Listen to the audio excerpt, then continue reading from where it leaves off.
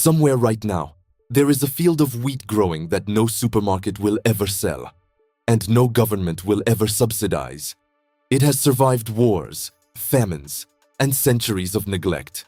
It fed entire civilizations before the Roman Empire even existed, and it was quietly, deliberately, removed from our food system, not because it stopped working, but because it worked too well.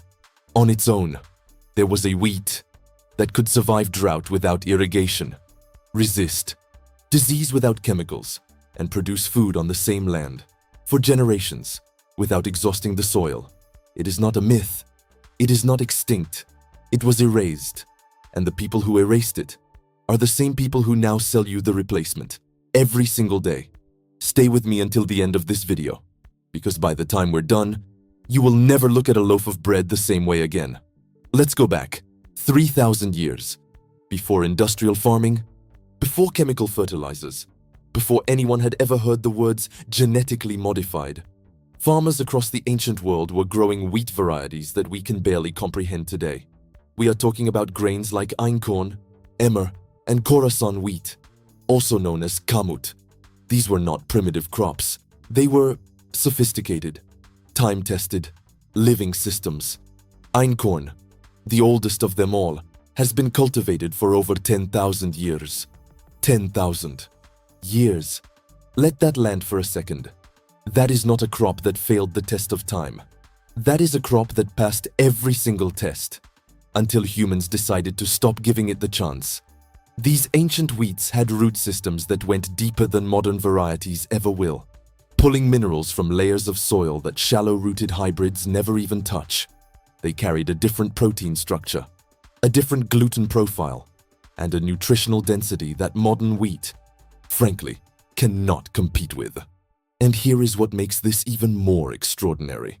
Small farmers, generation after generation, would save the seeds from their best plants, dry them, store them, and replant them the following year. The seed was the inheritance. The seed was the family's insurance policy, their connection to the land, and their independence from anyone who might try to control their food supply. Think about that for a moment. A family in ancient Mesopotamia, in rural Turkey, in the mountains of Ethiopia, holding in their hands the same seed their great-great-grandparents held. That is not just agriculture. That is memory, encoded in biology. These grains adapted, slowly, quietly, to the specific conditions of the land they were grown in. The soil, the rainfall patterns, the altitude, the local insects. All of it shaped the seed over decades and centuries. And what you ended up with was not just a crop. It was a living archive of everything that land had ever experienced. Modern wheat has none of that. Modern wheat is engineered to perform the same, everywhere, under controlled conditions, with chemical support. It has no memory, because it was never allowed to have one. So if this grain was this powerful, if it had fed humanity for thousands of years without asking for much in return, what exactly happened to it? The answer starts in the middle of the 20th century. After World War II, the world was facing a food crisis. Populations were growing, harvests were unpredictable, and there was genuine fear of mass starvation. And out of that fear came something that was sold to the world as the solution. They called it the Green Revolution. And on the surface, it looked like a miracle. New high-yield wheat varieties, developed in laboratories, were introduced to farmers across Asia, Latin America, and Africa. Yields doubled, in some cases tripled, almost overnight. Governments celebrated. International organizations handed out awards, and the scientists behind it were called heroes. But here is what the headlines left out. These new miracle varieties did not work without chemicals. They were not designed to be self-sufficient. They were designed to be dependent. The new wheat needed synthetic nitrogen fertilizers to reach those yields. It needed pesticides because its genetic uniformity made it incredibly vulnerable to disease. It needed irrigation because it had no deep root system to find its own water. And who made the fertilizers? Who made the pesticides? who controlled the irrigation infrastructure, not the farmers. The same corporations that funded the research, that lobbied the governments, that wrote the agricultural policies, were now selling farmers everything those farmers needed just to grow food. The seed changed, and with it, the entire relationship between a farmer and the land was restructured permanently.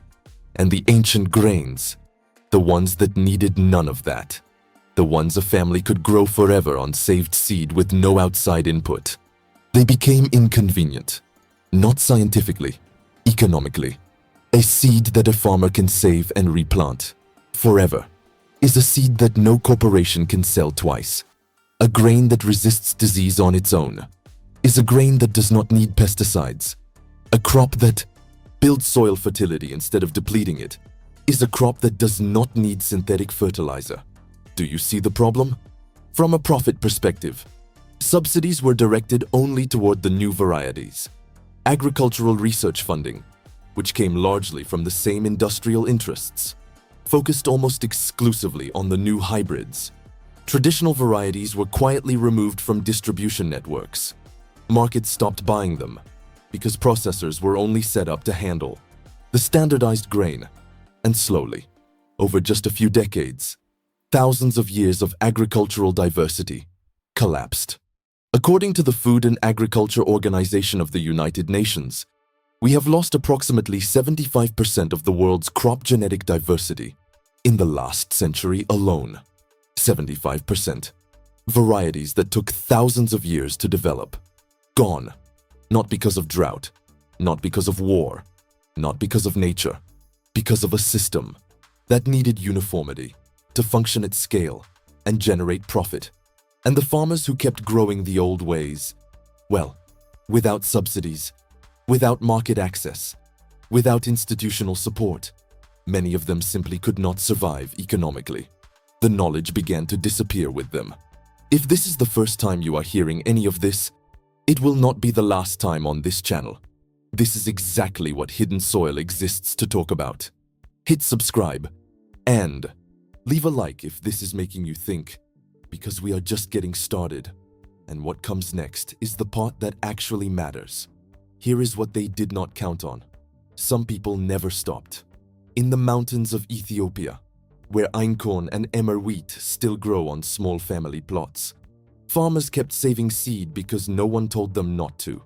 In remote villages across Turkey and the Fertile Crescent, the birthplace of agriculture itself, ancient wheat varieties survived simply because the industrial system never fully reached those places.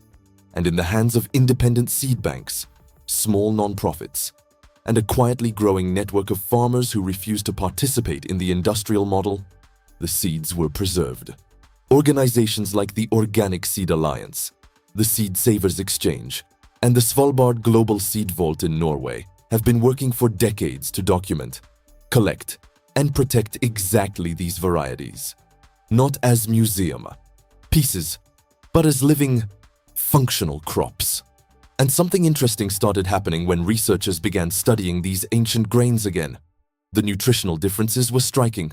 Einkorn wheat contains significantly higher levels of carotenoids, the antioxidants that give the grain its golden color, than modern wheat. Emmer shows stronger mineral content, more zinc, more iron, more magnesium. Khorasan wheat, studied in clinical trials, showed measurable reductions in inflammatory markers in participants who switched from modern wheat. And perhaps most significantly, many people who report sensitivity to modern wheat find that they tolerate ancient varieties without the same reactions. Now, researchers are careful not to overclaim here. The science is still developing, but the pattern is consistent enough that it cannot be dismissed. Something was lost when we standardized the grain. Something nutritional, something biological, something that our bodies apparently recognized, even when our food system forgot. Now here is what I want to say to you directly. This wheat is not the only thing that was quietly pushed aside. The same logic that removed ancient grains from our food system. The same pressure toward dependence, toward annual purchasing, toward crops that cannot sustain themselves. That same logic has affected entire categories of vegetables that most gardeners today have never even heard of. Plants that you put in the ground once, and that feed you for decades. Plants with deep root systems, climate resilience, and almost no need for year after year replanting. Plants that our grandparents and great-grandparents knew intimately, that slowly disappeared from seed catalogs and garden guides as the annual crop model became the standard. I spent a long time researching and writing about 7 of these plants specifically, not as a list of curiosities, but as a practical guide for anyone who wants to build a garden that actually works with time, instead of against it. It is 121 pages. It covers everything from planting to harvesting to the mistakes that most people make in the first year. And it costs less than a bag of seeds at a hardware store. It is called 7 Forgotten Perennial Vegetables, and the link is in the description below. No pressure, just the next logical step. If what we are talking about today resonates with you. Now, back to the grain, because the story does not end with the seed banks. In the last 20 years, something has been quietly shifting. Chefs started asking questions, not food scientists, not agricultural lobbyists. Chefs, people who work with flavor every single day, who could taste the difference between a loaf made with einkorn and a loaf made with commodity wheat, started searching for the old varieties. And behind them came a new generation of small grain farmers, millers, and bakers who were willing to work with difficult, low-yield, ancient crops, because the quality justified it. Farmers' markets started carrying heritage grain flours. Artisan bakeries started listing the specific wheat variety on their menus. And consumers, slowly, started caring, not just about taste, but about what they were actually eating, about where the seed came from, about who bred it, who saved it, and what was lost when it nearly disappeared. This is not a niche trend. This is a crack in the wall, and every crack matters. Here is what I want to leave you with. The story of this grain is not really about wheat. It is about a pattern, a repeating pattern, in which anything that gives people genuine independence from the industrial food system gets quietly marginalized. Not with violence, not with obvious force, just with money and policy and the slow erosion of alternatives. Ancient grains, perennial vegetables, seed saving, traditional soil practices, all of it inconvenient, all of it pushed to the edges, and all of it still alive because of people who refuse to let it die. You are here because some part of you already knows that the modern food system is not the only way, that there is older knowledge, more resilient knowledge that deserves to be recovered, practiced, and passed on. If you want to go deeper on any of this, the Hidden Soil blog is in the description. It is still growing. New content on ancient plants, soil practices, and food history being added regularly. Think of it as the written companion to everything we talk about here. And before you go, I have one question for you. Did your parents, or your grandparents, grow something in their garden that you cannot find in any store today? A variety of tomato, a type of bean, a grain, an herb, anything that just seemed to disappear from the mainstream. Write it in the comments below. Let's build that list together, because that knowledge belongs to all of us.